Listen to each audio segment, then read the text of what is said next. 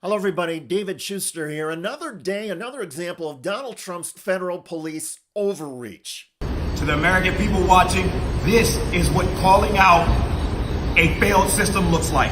In Washington, D.C., near Logan Circle, that is Paul Bryant. His crime? According to eyewitnesses, he was walking while black. Again, I was walking peacefully down this block, and I was accosted by 20, no less than 20 MPD, FBI, ATF agents.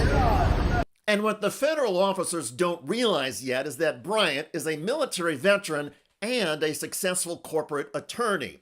In other words, Bryant is a patriot and knows his rights. I am not crazy. I am totally sane. I have complied with all of these officers' requests, and 30 minutes after being detained, I remain detained and not able to go. I do not know what charges. I do not know why I'm being detained. I was given no information. No officers are offering me any type of credence, no type of respite, nothing. At some point, Bryant reportedly told police he has firearms and keeps the weapons and magazines safely locked and separated. That seems to have caused the agents to go for some sort of gun charge, which is in keeping with the Trump-ordered efforts by federal police across the city. Never mind, of course, that Bryant is legally entitled to have weapons and is storing them safely. But police assumed Bryant was dangerous. They went hands-on and kept insulting him, he says. Simply stand here, you and be handcuffed while we wait to find magazines that do not exist, or we will find one for you. I assume that is the case.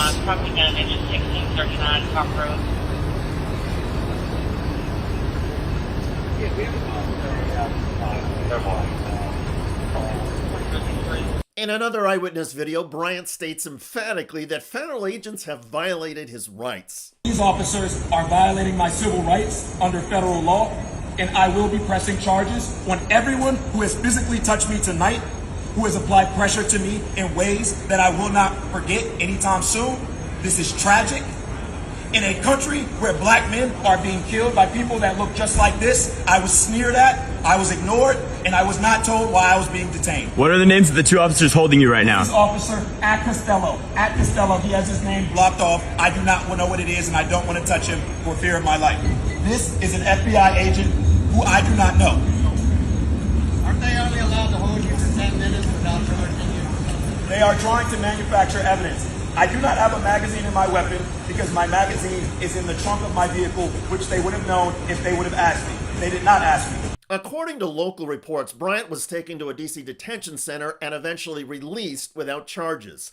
But legal experts say the arrest, placement in handcuffs, and refusal to be told the reason were all clear violations of Bryant's constitutional rights.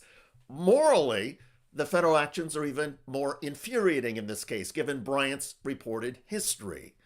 We'll have more on that in a moment, but first, there are multiple indications that Donald Trump's federal police in Washington, D.C. are playing fast and loose with constitutional rights, especially in the search for weapons. Headline: Federal judge slams the lawlessness of Trump's D.C. takeover. Federal Magistrate Judge Farrakwi is not happy about Donald Trump's authoritarian takeover of Washington, D.C., and the resulting disrespect for basic constitutional rights. Yesterday, in his courtroom, was the case of Torres Riley, a black man charged with unlawful possession of a firearm. Riley was on his way to a Trader Joe's when stopped by law enforcement, who searched his bag.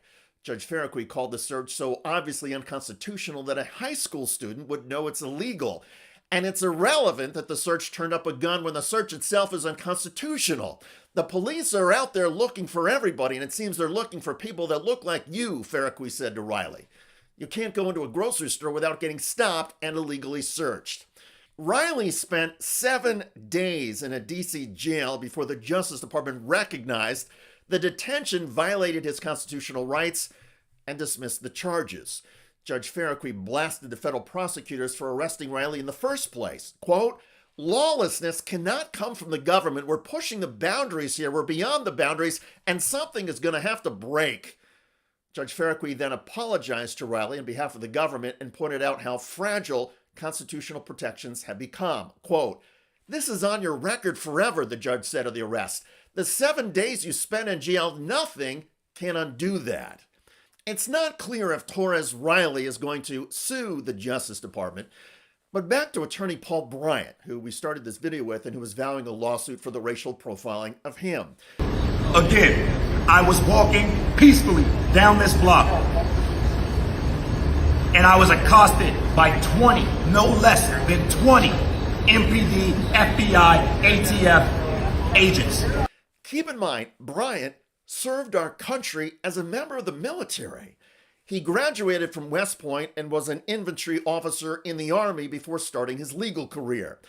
Like many veterans, Bryant has reportedly had bouts of PTSD. That means his encounter with federal agents was not just a legal issue, it could have badly damaged his mental health. And when police, instead of showing empathy and respect, arrest first and worry about basic humanity later, it can be especially traumatic for people who have already suffered. One can only hope that Mr. Bryant is successful in his lawsuit against police and the federal government, and that he's able to get through the mental anguish this incident has inflicted on him. The rest of us need to keep asking, what has our nation become? The Trump actions, instead of tamping down violence and lawlessness, are encouraging both in federal agents. Authoritarianism and tyranny have arrived. Racial profiling is growing, even though it's illegal. And the Constitution, along with basic decency, they are both being shredded. By the way, a group of protesters in Washington, D.C. recently confronted ICE agents and forced those feds to retreat. Masked federal agents are being forced to retreat, do the walk of shame, and in some cases find new vehicles.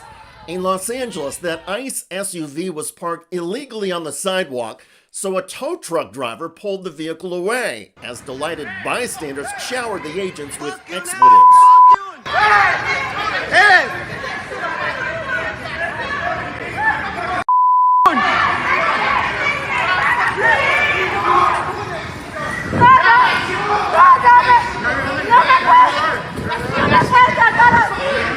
Yo no soy una criminal.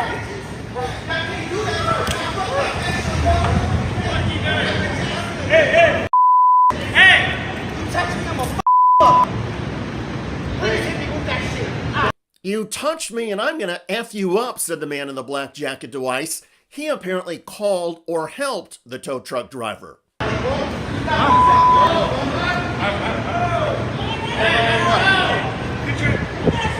Check out that video at the link below. It generated a lot of comments on YouTube.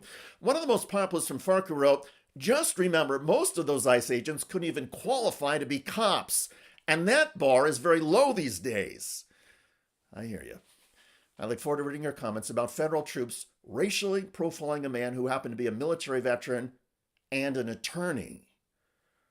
I'm David Shuster. Thanks for joining us.